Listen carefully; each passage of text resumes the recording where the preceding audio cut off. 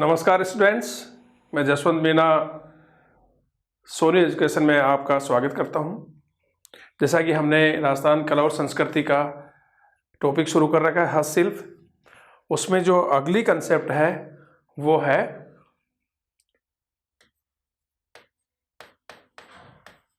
कसीदाकारी। इसको कढ़ाई कला भी बोलते हैं।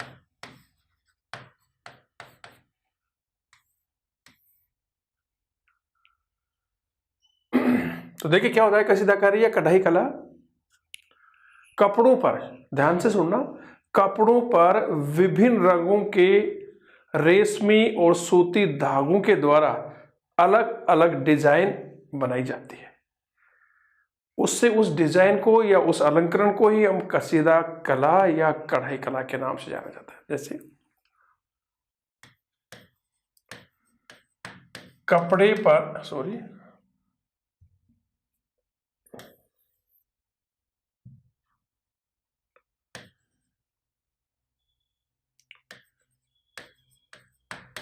कपड़ों पर विभिन्न रंग के रेशमी और सूती धागों से, विभिन्न रंग के रेशमी और सूती धागों से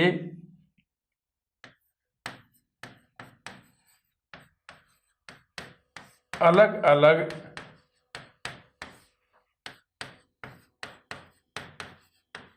अलग डिजाइन बनाई जाती है।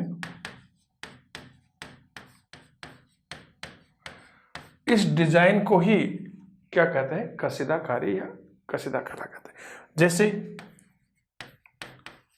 उदाहरण के लिए जैसे लेते हैं अपन,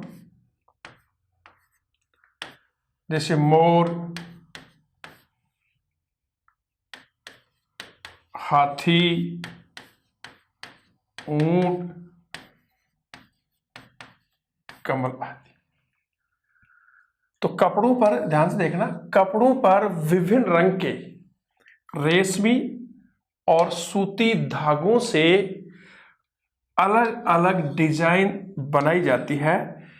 इसे ही कसीदा कला या कढ़ाई कला कहा जाता है। जैसे मोर बनाना, हाथी का चित्र, ऊंट, कमल और भी बहुत सारे डिजाइन या अलंकार।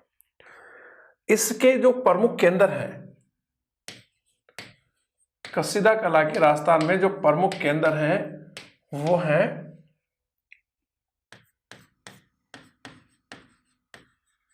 जयपुर,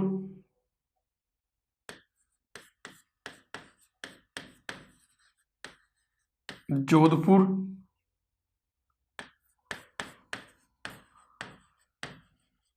उदयपुर,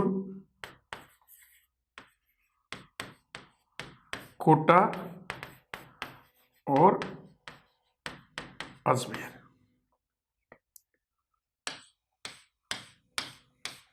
पुनः सुनिए, कसीदाकारी या कढ़ाई कला क्या होती है? कपड़ों पर विभिन्न रंग के रेशमी और सूती धागों के द्वारा अलग अलग प्रकार की डिजाइनें बनाई जाती हैं। इन डिजाइनों को ही कसीदाकारी या कढ़ाई कला कहा जाता है। जैसे उदाहरण के लिए हमने लिया, जैसे मोर, हाथी, ऊंट, कमल आदि के चित्र बनाए जाते हैं।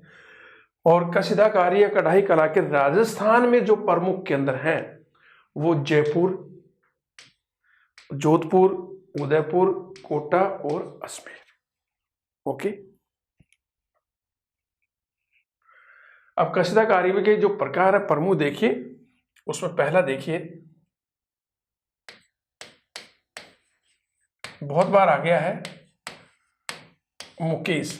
वैसे तो आपको एक नाम लग रहा होगा, मुकेश क्या है? देखिए ध्यान से, रेशमी और सूती कपड़े पर, रेशमी और सूती कपड़े पर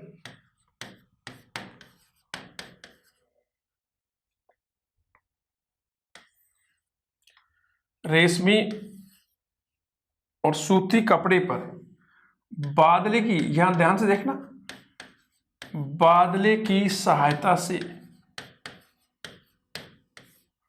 बादले की सहायता से छोटी छोटी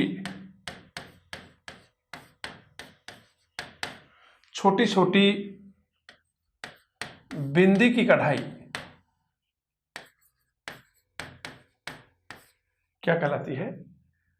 मुकेश कहलाती है। रेशमी और सूती कपड़े पर बादली की सहायता से छोटी छोटी बिंदी की कढ़ाई या बिंदु वाली कढ़ाई क्या कहलाती है?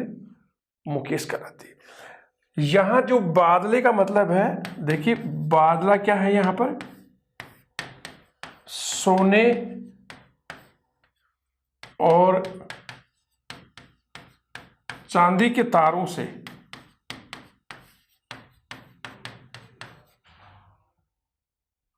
सोने और चांदी के तारों से जरी का काम बादला कहलाता है। ध्यान से देखना, बादला यहां पर क्या है? सोने और चांदी के तारों से, पतले तारों से जरी का काम क्या है? बादला। वैसे बादला क्या है? पानी को ठंडा रखने का एक बर्तन है जो जोधपुर का प्रसिद्ध है। मैं वो आपको यथास्थान बताऊंगा। यहां बादला क्या है? सोने और चांदी के तारों से जरी का काम। यहां देखिए एक नोट लगा के आपको बढ़िया बात बता रहा हूं, ध्यान से देखना।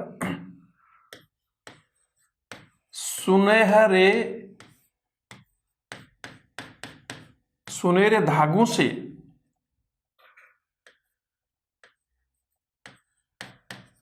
कढ़ाई का कार्य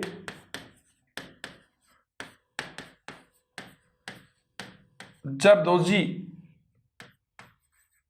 कहलाता है। ध्यान से देखना, सुनहरे धागों से कढ़ाई का जो कार्य किया जाता है उस कला को क्या कहते हैं? दरदोजी। दोबारा देखिए, मुकेश रेशमी और सूती कपड़ों पर या कपड़े पर बादले की सहायता से छोटी छोटी बिंदी या बिंदु वाली जो कढ़ाई की जाती है वो क्या कहलाता है? मुकेश कहलाता है। यहां जो बादला है उससे मतलब है सोने और चांदी के पतले तारों से जरी की जो कढ़ाई होती है वो क्या कहलाता है? बादला। वैसे सामान्यतः बादला क्या होता है? एक ठंडा पानी रखने का एक बर्तन है जो जोधपुर का है।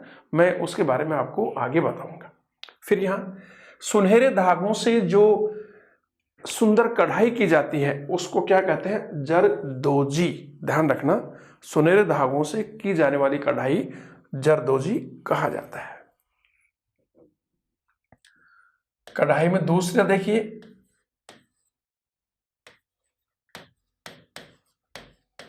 चटापटी वर्क।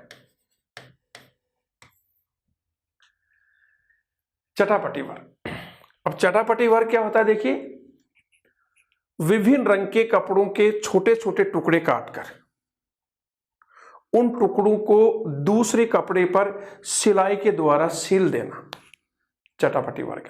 जैसे आपने देखा होगा कि आप कभी टेलर के घर गए होंगे तो टेलर अलग अलग रंगों के कपड़े सिलता है तो उनकी छोटी छोटी कतरन बस जाती है, छोटे छोटे टुकड़े। इसी प्रकार से चटापटी में कपड़े के छोटे छोटे टुकड़ों को दूसरे कपड़े पर सुई के द्वारा सिलाई कर देना ही चटापटी कहलाता है। और चटापटी मुख्य रूप से जानवरों के जो कपड़े होते हैं उन पर की जाती है, जैसे घोड़े को या घोड़ी को सजाना, हाथी को, ऊंट पर जो कपड़ा होता है उसको सजाना, वो चटापटी के ही रंग बिरंगे छोटे छोटे टुकड़े होते हैं। तो देखिए, कपड़े के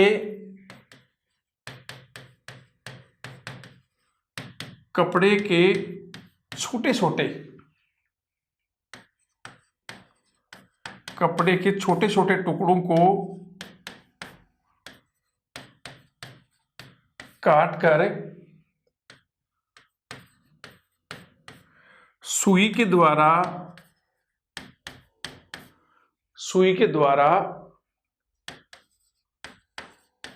दूसरे कपड़े पर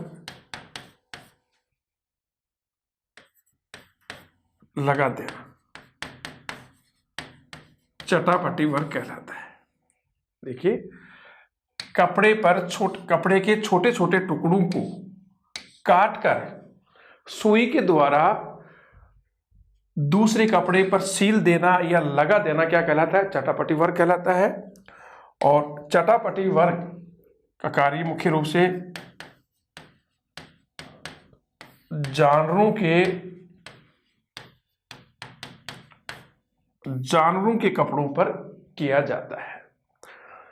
चटापटी वर्क का सर्वाधिक जो काम है वो शेखावाटी और ढूंढार क्षेत्र में किया जाता है। शेखावाटी का मतलब सीकर, चूरू, झुंझुनू, ढूंढार, जयपुर, दौसा, टोंक, अजमेर का किशनगढ़ का आसपास का क्षेत्र ढूंढार है। तो चटापटी का जो कार्य है वो सबसे ज्यादा कहाँ किया जाता है? शेखावाटी और ढूंढार क्षेत्र में। तीसरा देखिए कशीदाकारी में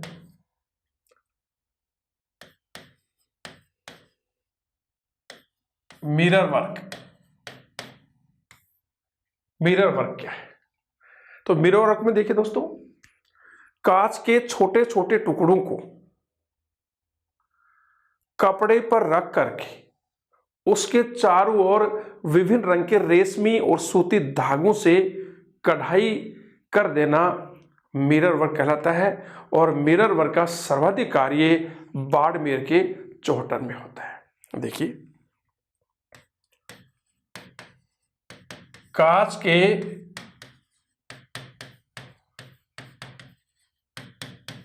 छोटे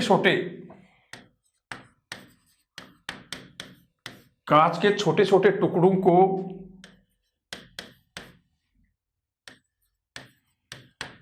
कपड़े पर रखकर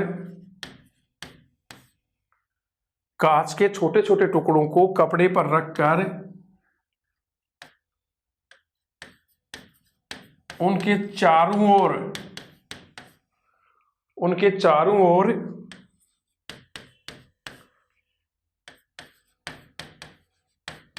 विभिन्न रंगों के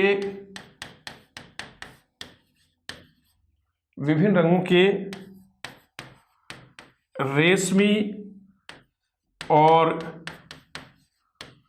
सूती धागों से कढ़ाई कर देना मिरर वर्क कहलाता है। दोबारा देखिए, कांच के छोटे छोटे टुकड़ों को कपड़े पर रखकर उनके चारों ओर विभिन्न रंगों के रेशमी और सूती धागों से कढ़ाई कर देना मिरर वर्क कहलाता है। और मिरर वर्क का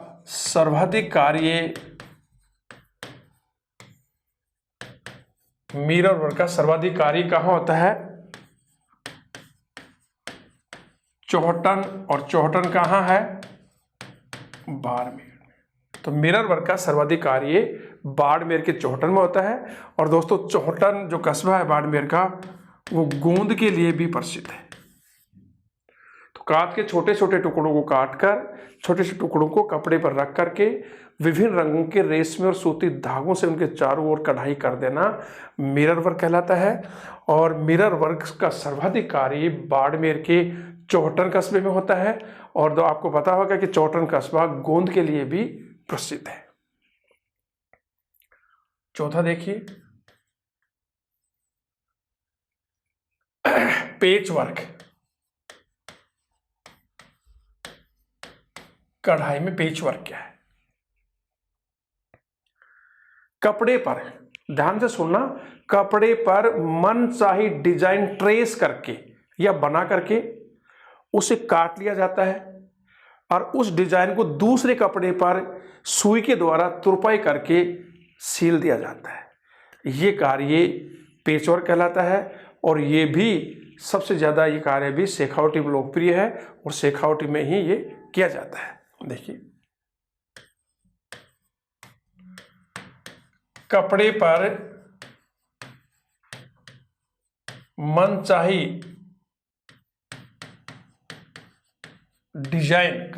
मनचाही डिजाइन ट्रेस मनचाही डिजाइन ट्रेस करके उसे काट कर सुई के द्वारा दूसरे कपड़े पर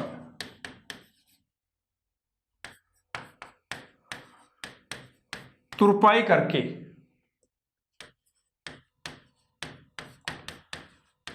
लगा दिया जाता है।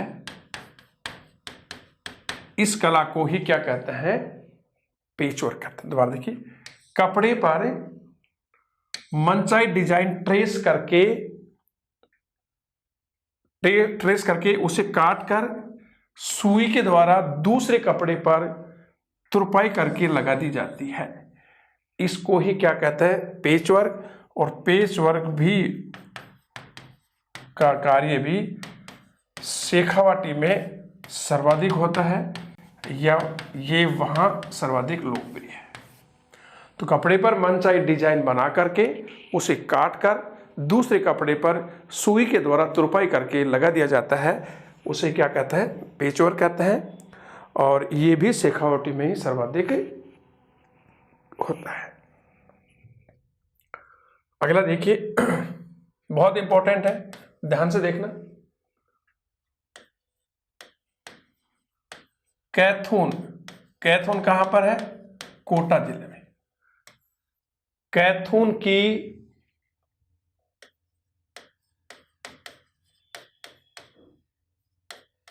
कोटा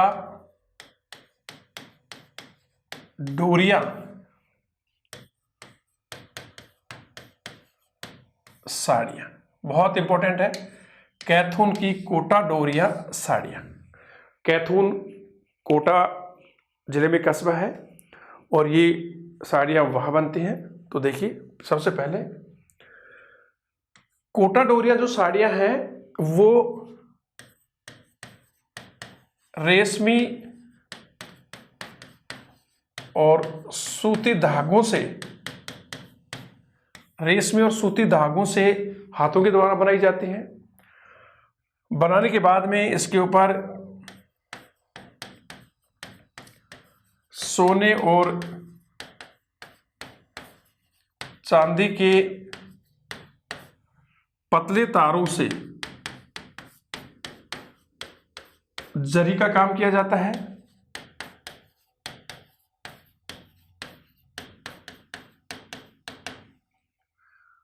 तो कैथून की कोटा डोरिया साड़ियां किसकी बनी होती हैं? ये रेशमी और सूती धागों से हाथों से बनाई जाती हैं। बनाने के बाद इन पर सोने और चांदी के पतले तारों से जरी का काम किया जाता है।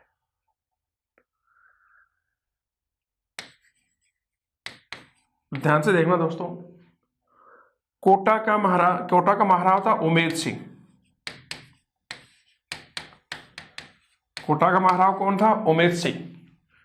और उमेद सिंह के दीवान थे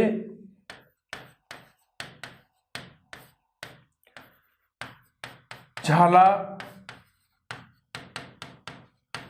जालिम सिंह। कोटा के महाराजा उमेद सिंह का दीवान कौन था? झाला जालिम सिंह। और झाला जालिम सिंह ने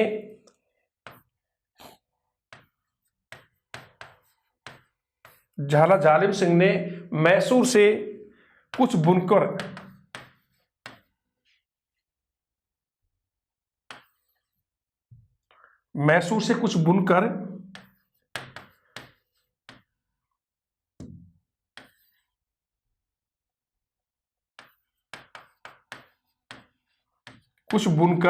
जो साड़ियां बनते हैं, ये मुसलमान कारीगर होते हैं, कुछ बुनकर कोटा बुलवाए थे। और इन बुनकरों में जो सबसे प्रसिद्ध बुनकर था वो था महमूद मंसूरिया। और कोटा डोरिया साड़ियों को सबसे पहले इसी ने बनाया था और इसी के नाम पर इन साड़ियों को मंसूरिया साड़ियां भी कहते हैं। दोबारा देखिए, कोटा डोरिया साड़ियाँ कहाँ बनती हैं? कोटा के कैथून में, इसलिए कैथून की कोटा डोरिया साड़ियाँ का नाम रखा गया है। ये साड़ियाँ रेशमी और सूती धागों से हाथों से बनाई जाती हैं। बनने के बाद इसमें सोने और चांदी के पतले तारों से जरी का काम किया जाता है। कोटा के महाराव उमेद सिंह का प्रधानमंत्री दीवान झाला जालिम सिंह था। उसने मैसूर दक्षिण भारत से कुछ बुनकर कोटा बुलवाए थे। इन बुनकरों में सबसे प्रसिद्ध बुनकर था महमूद मंसूरिया, और इस साड़ी को सबसे पहले इसी महमूद मंसूरिया नामक बुनकर ने बनाया था। इसी कारण इस साड़ी को मंसूरिया साड़ियाँ भी कहा जाता है। अब कोटा डोरिया साड़ियों के 3 नाम हैं। एक तो ऊपर हो गया कोटा डोरिया साड़ियाँ, एक नाम तो ये होगा। दूसरा नाम इनको बनारसी साड़ियाँ भी कहते हैं,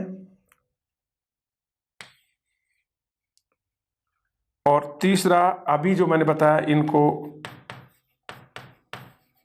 मंसूरिया साड़ियाँ भी कहते हैं। ठीक है दोस्तों, अब वसुंधरा राजे,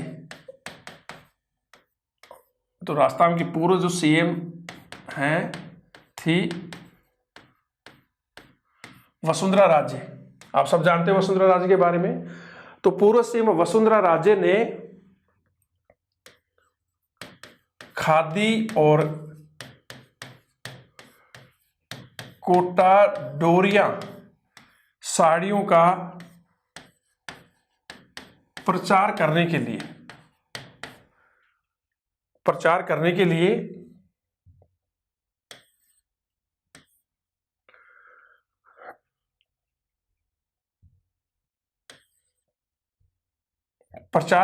लिए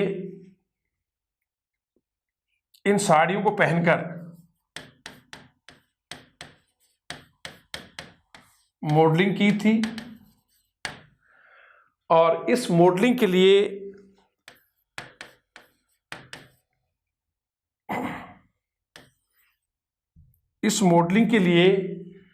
वसुंधरा राजे को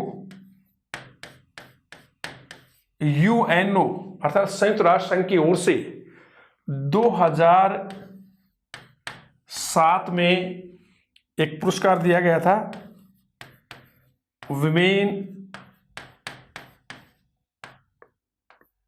टुगेदर अवार्ड, ये इनको दिया गया। तो दोबारा सुनिए, राजस्थान के पूर्व सीएम वसुंधरा राजे ने खादी और कोटा डोरिया साड़ियों का प्रचार करने के लिए इन साड़ियों को पहन करके मॉडलिंग की थी, और इसके लिए संयुक्त राष्ट्र संघ अर्थात यूएनओ की ओर से 2007 में वसुंधरा राजे को एक पुरस्कार दिया गया जिसका नाम था विमेन टुगेदर अवार्ड। यहां कुछ तथ्य हैं, जैसे सूती और सिल्क की ताने बाने के लिए, सूती और सिल्क के यानी कि रेशम के ताने बाने के लिए कैथून प्रसिद्ध है। दूसरा तथ्य है जेनब मंसूरिया साड़ियों के लिए मांगरोल प्रसिद्ध है, और मांगरोल कहाँ का? बारां का कस्बा है। पाव रजाई के लिए आपको पता है जयपुर प्रसिद्ध है। और चौथा है मथानिया ऊन के लिए बीकानेर प्रसिद्ध है। तो दोबारा देखिए तथ्य, सूती और सिल्क के ताने बाने का प्रमुख जो केंद्र है के लिए कैथून कस्बा प्रसिद्ध है। जेनब मंसूरिया साड़ियों के लिए मांगरोल बारां प्रसिद्ध है। पाव रजाई जयपुर की प्रसिद्ध है, और मथानिया जो ऊन है इसके लिए बीकानेर प्रसिद्ध है। अब जरी की बात हो रही तो जरी देखिए क्या है, जरी किसे कहते हैं, देखिए धातुओं से बने और मुख्य रूप से सोना और चांदी,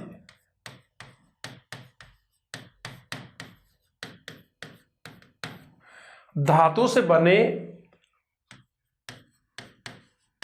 पतले तारों से कपड़े पर की जाने वाली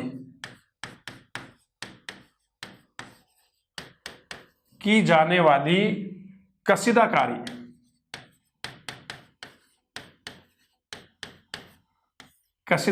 क्या कहलाती है, जरी कहलाती है। और दोस्तों जरी, राजस्थान में जरी के कार्य को सबसे पहले लेके आए थे जयपुर के महाराजा सवाई जयसिंह सूरत से। तो जरी के कार्य को या जरी कला को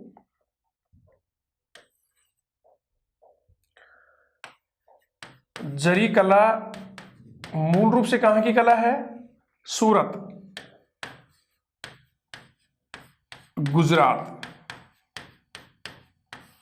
तो जरी कला मूल रूप से गुजरात के सूरत की है और इसे राजस्थान में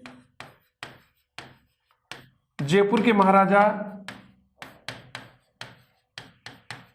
सवाई जयसिंह लेके आए थे, जिन्होंने जयपुर की स्थापना भी की थी। तो जरी कला क्या है, धातु से बने और मुख्य रूप से सोने और चांदी के धातु से बने पतले तारों से कपड़े पर की जाने वाली कसीदाकारी या कढ़ाई जरी कला कहलाती है। जरी कला मूल रूप से कहां की है, गुजरात के सूरत की कला है। और राजस्थान कौन लेके आए, सबसे पहले जयपुर के महाराजा सवाई जयसिंह इसे राजस्थान लेकर के आए।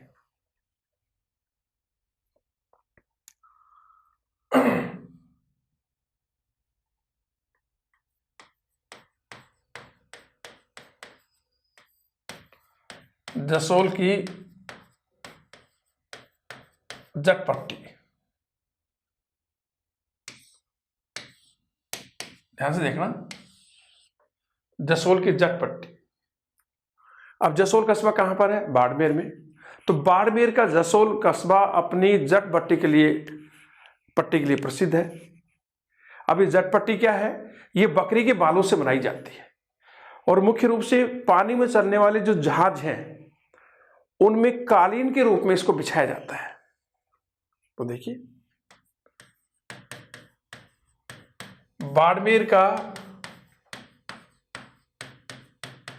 जसोल कस्बा अपनी जटपट्टी के लिए प्रसिद्ध है।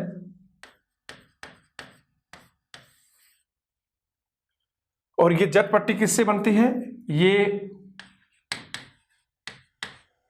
बकरी के बालों से बनाई जाती है और इसका प्रयोग होता है पानी के जहाजों में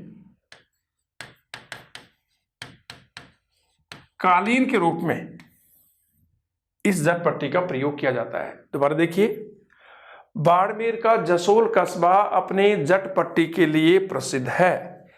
ये जटपट्टी बकरी के बालों से बनाई जाती है और इसका प्रयोग मुख्य रूप से पानी के जो जहाज होते हैं, समुद्र में जो जहाज चलते हैं उनमें नीचे कालीन के रूप में बिछाने में इसका प्रयोग होता है। अगला देखिए, दरी एवं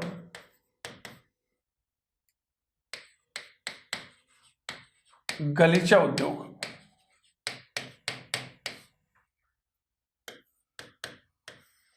दरी एवं गलीचा उद्योग। तो देखिए दोस्तों, गलीचा उद्योग का प्रमुख केंद्र या गलीचा जहां उद्योग सबसे ज्यादा पनपा है वो है जयपुर और अजमेर। और जयपुर का गलीचा उद्योग तो पूरे राजस्थान में प्रसिद्ध है। तो देखिए गलीचा उद्योग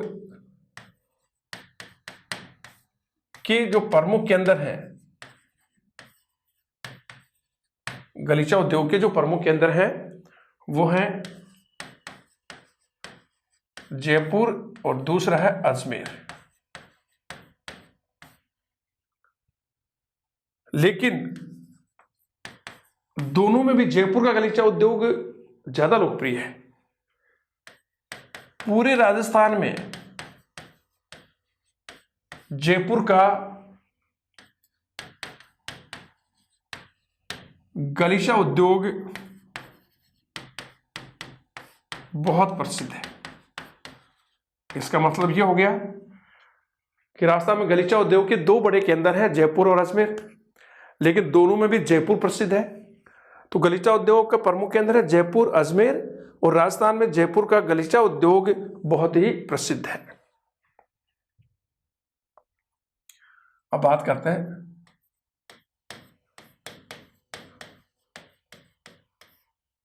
दरी निर्माण।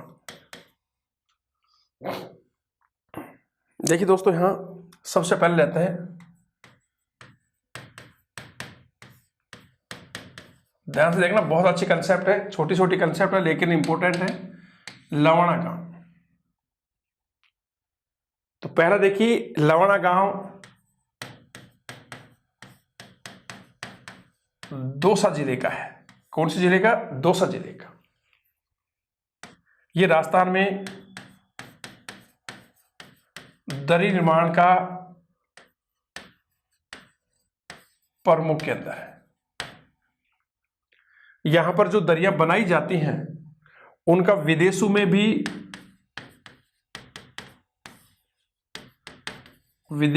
भी निर्यात होता है। जैसे अमेरिका, इंग्लैंड, जर्मनी, स्पेन और इटली। तो लवणा गांव दौसा जिले का है, दरी निर्माण का प्रमुख केंद्र है, और यहां जो दरिया बनती हैं उनका राजस्थान नहीं बल्कि भारत नहीं बल्कि विदेशों में भी निर्यात होता है। और जिन विदेशों में इसका निर्यात किया जाता है उनमें प्रमुख है अमेरिका, इंग्लैंड, जर्मनी, स्पेन और इटली। दूसरा देखिए,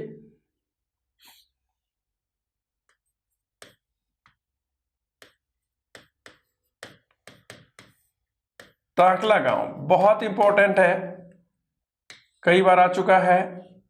टाकला गांव, ये गांव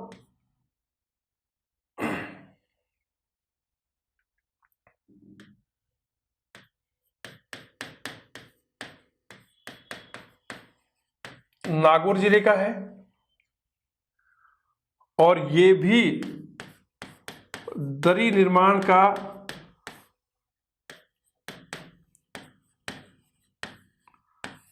प्रमुख केंद्र है। यहां की दरिया भी विदेशों में निर्यात की जाती है।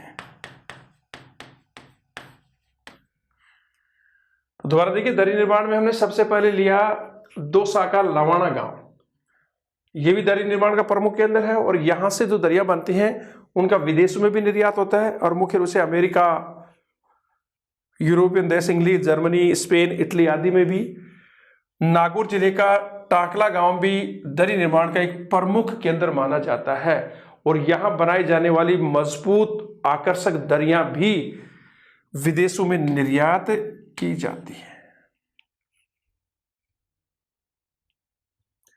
तीसरा जो है दरी निर्माण का केंद्र वो है सालावास।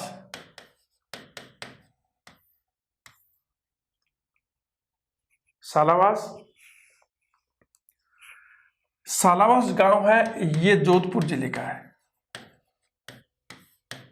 कौन से जिले का है? जोधपुर जिले का।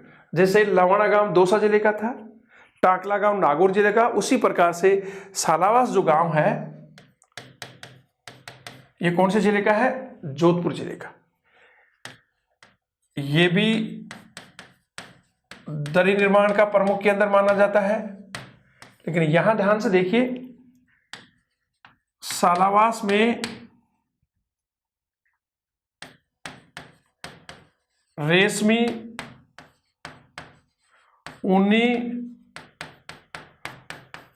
और सूती तीनों प्रकार की दरियों का निर्माण होता है। जैसे क्वेश्चन आ गया कि रेशमी, ऊनी और सूती तीनों प्रकार की दरियों का निर्माण कहाँ होता है? सालावास में। जबकि टाकला और लवणा गांव में सूती दरियों का ही निर्माण होता है। तो यहाँ पर रेशमी, ऊनी और सूती दरियों का भी निर्माण होता है। तो दरी निर्माण, गलीचा उद्योग का प्रमुख केंद्र जयपुर, उसके बाद में अजमेर। दरी निर्माण में हमने 3 गांव लिए, दौसा का लवणा गांव, नागौर का टाकला गांव और जोधपुर का सालावास गांव। ये तीनों ही दरी निर्माण के प्रमुख केंद्र हैं। लेकिन सालावास गांव में रेशमी और सूती, ऊनी दरियों का निर्माण भी किया जाता है।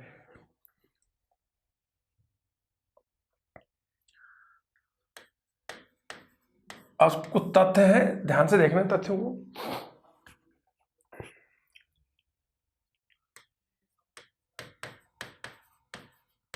जैसलमेर के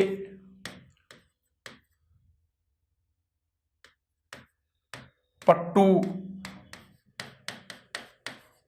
रंगीन बरड़ी, ये एक प्रकार से साड़ियां होती हैं।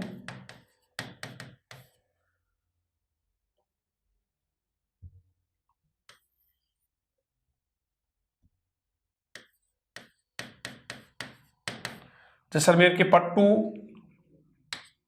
रंगीन बरड़ी, लोइयां, लोइयां जो सर्दियों में ओढ़ी जाती हैं,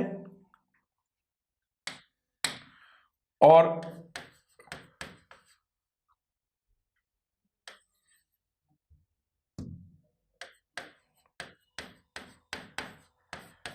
लेडीज शॉल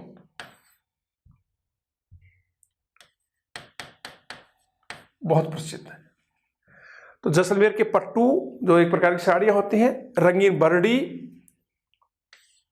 लोइयां जो ओढ़ी जाती हैं सर्दियों में, और लेडीज शॉल, ये बहुत प्रसिद्ध है। अगला जो पॉइंट है बहुत इंपॉर्टेंट है, ध्यान से देखना।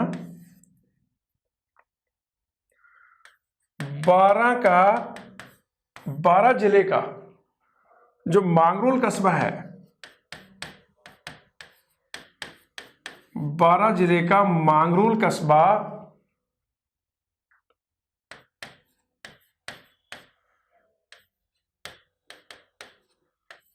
टेराकोट खादी का लिए प्रसिद्ध है। बहुत बार क्वेश्चन आ गया कि टेराकोट खादी का प्रमुख केंद्र कौन सा है? 12 जिले का मांगरोल कस्बा, या 12 जिलों का मांगरोल कस्बा किसके लिए प्रसिद्ध है?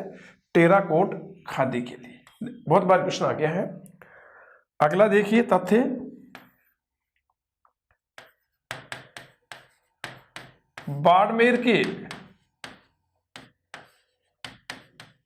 बाड़मेर के गडरा रोड के कंबल बहुत प्रसिद्ध है। बाड़मेर का कुछ जगह के गडरा रोड के कंबल बहुत ही प्रसिद्ध है। अगला तथ्य देखिए,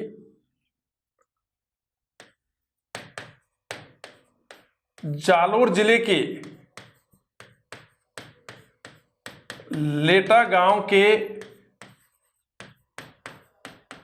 खेसले ओढ़ने की मोटी सूती चादर। तो जालोर जिले के लेटा गांव के खेसले बहुत ही प्रसिद्ध है। और दोस्तों खेसले क्या होता है? ओढ़ने की मोटी चादर होती है। विशेष रूप से इनको सर्दियों में ओढ़ा जाता है।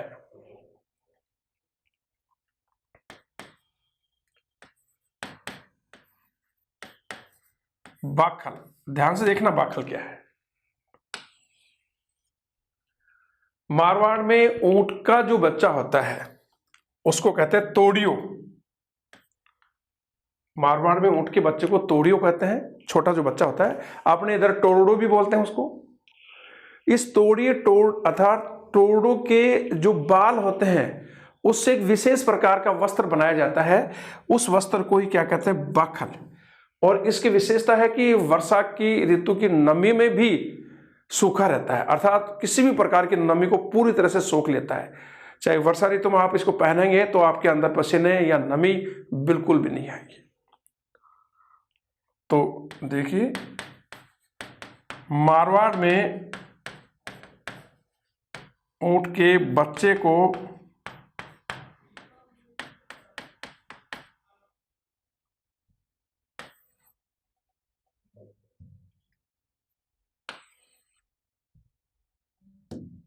मारवाड़ में ऊंट के बच्चे को क्या कहते हैं, तोड़ियो। और अपने यहां क्या कहते हैं, टोरडो। तो मारवाड़ में ऊंट के बच्चे को तोड़ियो कहते हैं।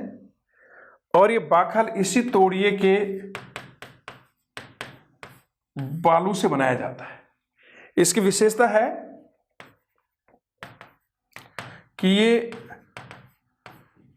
वर्षा की नमी में भी सूखा रहता है। वर्षा की नमी में भी सूखा रहता है। दोबारा देखिए, जैसलमेर के पट्टू, रंगीन बरडी, लोइयां और लेडीज शाल बहुत प्रसिद्ध हैं। बारां जिले के मांगरोल कस्बा टेराकोटा खादी के लिए प्रसिद्ध है। बाड़मेर का गडरा रोड के कंबल बहुत प्रसिद्ध है। जालोर का जो लेटा गांव है वो अपने खेसलों के लिए प्रसिद्ध है। खेसले ओढ़ने की मोटी चादर होती है। और बाखल क्या है कि मारवाड़ में ऊंट के छोटे बच्चे को तोड़ियो कहते हैं, हमारे यहाँ क्या कहते हैं, इसको टोरडो कहते हैं। इस तोड़िए अर्थात टोरडो के बालों से विशेष प्रकार का वस्त्र बनाया जाता है। उसी वस्त्र को हम क्या कहते हैं, बाखल कहते हैं। और ये बाखल वर्षा की नमी में भी सूखा रहता है, अर्थात वर्षा ऋतु की नमी को भी पूर्णतः ये सोख लेता है। अगला तथ्य देखिए,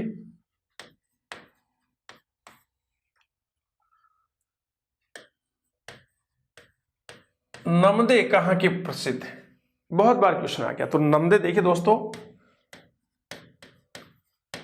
टोंक और बीकानेर के प्रसिद्ध है। ये ऊन को कूटकर बनाए जाते हैं। तो नमदे कहां के प्रसिद्ध है, पहले टोंक पे, टोंक के बाद बीकानेर। और ये ऊन को कूट करके बनाए जाते हैं, बिछाने के काम आते हैं।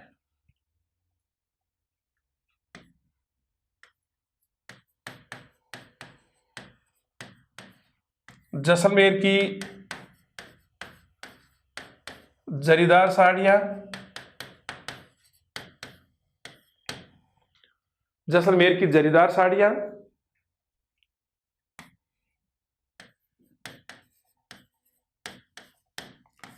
नाथद्वारा की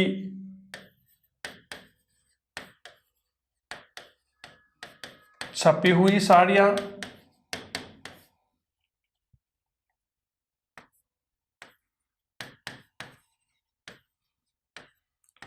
जोधपुर की मलमल,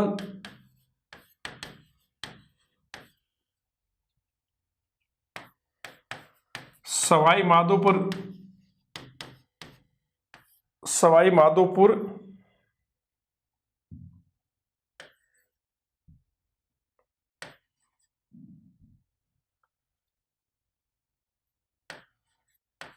सवाई माधोपुर जिले की सूट की साड़ियां, सवाई माधोपुर जिले की सूट की साड़ियां,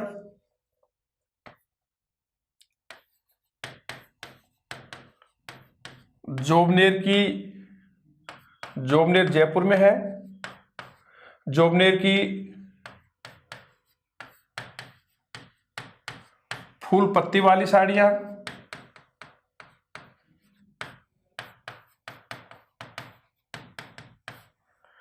जोबनेर की फूल पत्ती वाली साड़ियां, और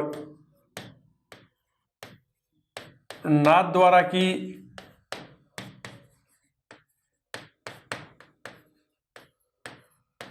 चुआ चंदन की साड़ियां।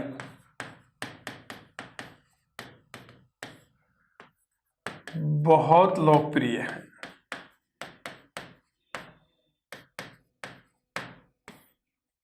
दोबारा देखिए, नमदे कहां के प्रसिद्ध हैं? टोंक और बीकानेर के। यदि बीकानेर और टोंक दोनों आते हैं तो आपको टोंक करना है, और यदि इस तरह से जोड़ा आता है कि नमदे कहां के प्रसिद्ध है? टोंक बीकानेर, टोंक जैसलमेर, बीकानेर जैसलमेर, टोंक जयपुर, तो आपको टोंक बीकानेर करना है। और ये ऊन को कूट करके बनाए जाते हैं और कालीन के रूप में बिछाने के काम में आते हैं, जैसे दरवाजे के बाहर या अंदर, इस तरह से। जैसलमेर की जरीदार साड़ियां बहुत लोकप्रिय हैं। तथ्य है, ध्यान से देखना। नाथ द्वारा की छपी हुई साड़ियां बहुत लोकप्रिय हैं। जोधपुर की मलमल बहुत लोकप्रिय है। सवाई माधोपुर की सूट की साड़ियां, आया हुआ क्वेश्चन है, सवाई माधोपुर की सूट की साड़ियां बहुत लोकप्रिय हैं, और ये काले मोटे लट्ठे पर, काले कपड़े पर ये प्रिंट करके बनाई जाती हैं। जोबनेर, जो जयपुर जिले का कस्बा है, जोबनेर की फूल पत्ती वाली साड़ियां बहुत लोकप्रिय हैं।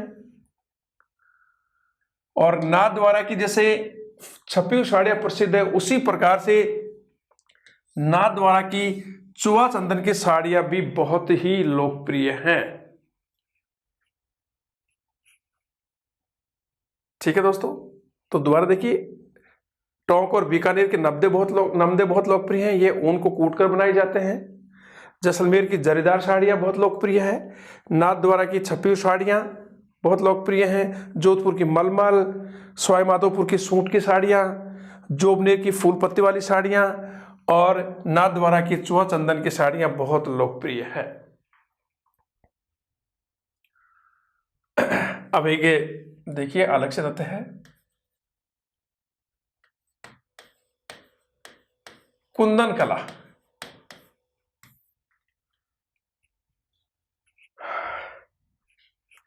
कुंदन कला क्या है,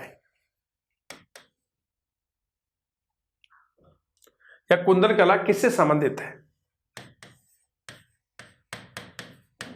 रंगाई से, छपाई से,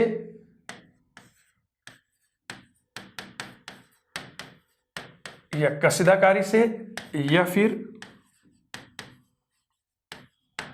आभूषणों से संबंधित है। ये क्वेश्चन में आया है कि कुंदन कला का संबंध किससे है? रंगाई से, या छपाई से, या कसीदाकारी से, या फिर आभूषणों से।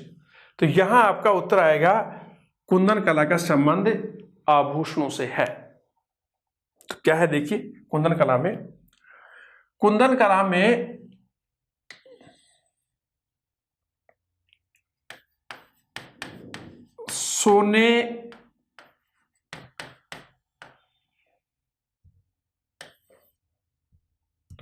सोने चांदी और प्लेटिनियम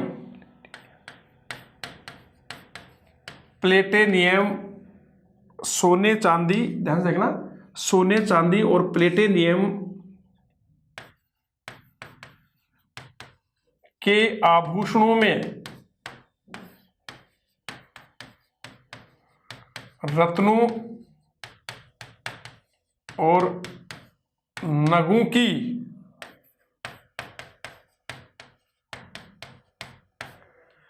सोने चांदी और प्लेटिनियम के आभूषणों में रत्नों और नगों की जड़ाई कुंदन कला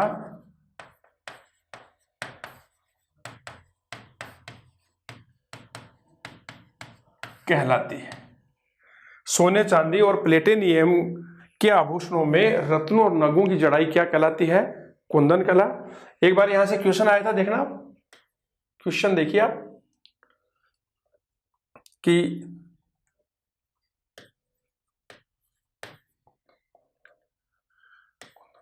राजस्थान में कुंदन कला का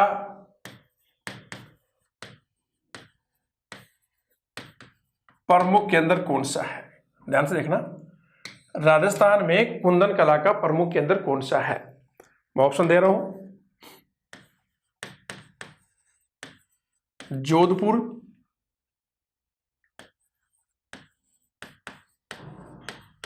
अजमेर, अलवर और जयपुर। तो बताइए राजस्थान में कुंदन कला का प्रमुख केंद्र कौन सा है? जोधपुर है, या अजमेर है, या फिर अलवर, या जयपुर। तो ध्यान रखना, जहां पर भी आभूषणों का नाम आता है और यदि आपको आंसर नहीं आ रहा है तो आप रिस्क ले सकते हैं जयपुर पर। तो कुंदन कला का प्रमुख जो केंद्र है वो जयपुर है। तो कुंदन कला का संबंध आभूषणों से है, और कुंदन कला क्या है? सोने, चांदी और प्लेटिनियम के आभूषणों में रत्नों और नगों की जड़ाई